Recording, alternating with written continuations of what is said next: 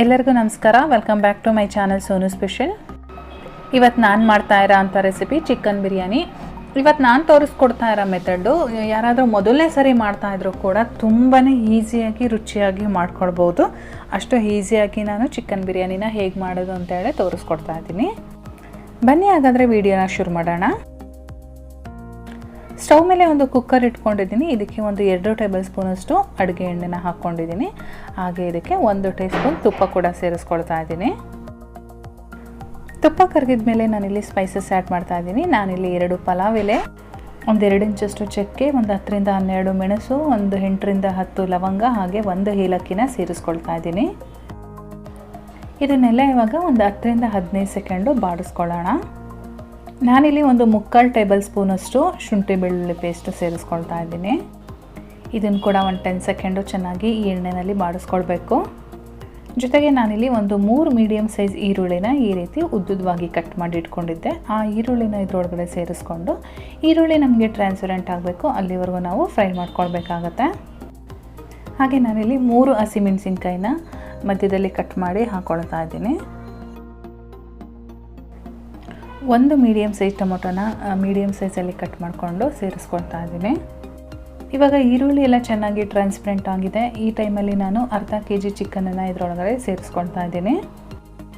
ಇದನ್ನೆಲ್ಲ ಚೆನ್ನಾಗಿ ಒಮ್ಮೆ ಮಿಕ್ಸ್ ಮಾಡಿಕೊಡೋಣ. ನಾವು ಒಂದು 10 ನಿಮಿಷಗಳ ಕಾಲ ಚಿಕನನ್ನು ಈ ಒಗ್ಗರಣೆಯಲ್ಲಿ ಬೇಯಿಸ್ಕೊಳ್ಬೇಕಾಗತ್ತೆ.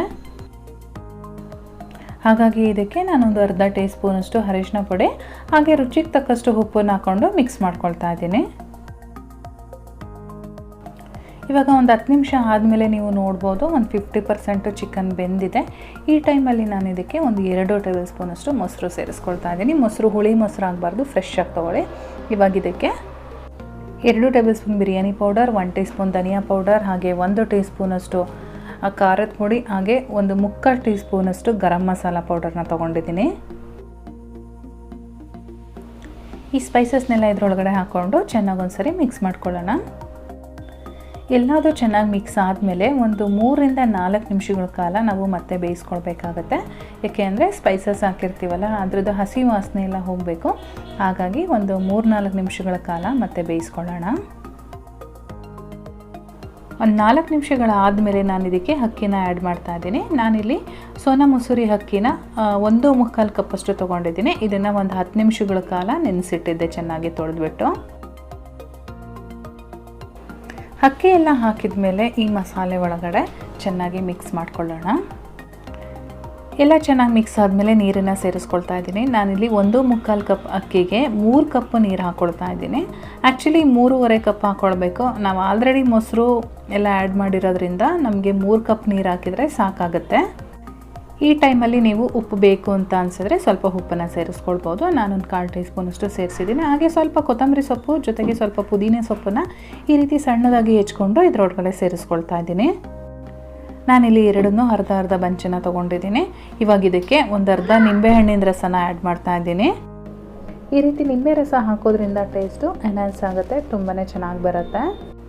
ಇವಾಗ ಇದನ್ನೆಲ್ಲ ಚೆನ್ನಾಗಿ ಒಂದ್ಸರಿ ಮಿಕ್ಸ್ ಮಾಡ್ಕೊಳ್ಳೋಣ. ಸ್ವಲ್ಪ ಕುದಿಯೋದಕ್ಕೆ ಸ್ಟಾರ್ಟ್ ಆಗ್ತಾ ಇದೆ ಅನ್ನೋ ಟೈಮಲ್ಲಿ ಲಿಡ್ ಕ್ಲೋಸ್ ಮಾಡಿಕೊಂಡು 2 ವಿಷಲ್ ಕೂಗಿಸ್ಕೊಳ್ಳೋಣ. 2 ವಿಷಲ್ ಆಗಿ ಪ್ರೆಷರ್ ಎಲ್ಲ ಹೋದ್ಮೇಲೆ ನಾನು ಲಿಡ್ ಓಪನ್ ಮಾಡ್ತಾ ಇದ್ದೀನಿ. ನೀವೇನಾದರೂ ಮೊದಲನೇ ಸಾರಿ ಬಿರಿಯಾನಿ ಮಾಡ್ತಾ ಇದ್ದೀರಾ ಅಂದರೆ ಈ ಮೆಥಡಲ್ಲಿ ಟ್ರೈ ಮಾಡಿ. ಟೇಸ್ಟ್ ಅಂತೂ ಆಸಮ್ ಆಗಿರುತ್ತೆ.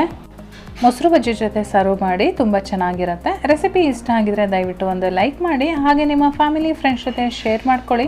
ಜೊತೆಗೆ ಚಾನಲ್ನ ಇನ್ನೂ ಸಬ್ಸ್ಕ್ರೈಬ್ ಮಾಡ್ಕೊಳ್ತಾ ನೋಡ್ತಾ ಇದ್ದೀರಾ ಅಂದರೆ ಈ ಕೂಡಲೇ ಸಬ್ಸ್ಕ್ರೈಬ್ ಮಾಡ್ಕೊಳ್ಳಿ. ನಾನು ಮತ್ತೆ ಸಿಗ್ತೀನಿ ನಿಮಗೆ ಇನ್ನೊಂದು ಈಸಿ ರೆಸಿಪಿಯೊಂದಿಗೆ. ಅಲ್ಲಿವರೆಗೂ bye bye, take care, thank you for watching.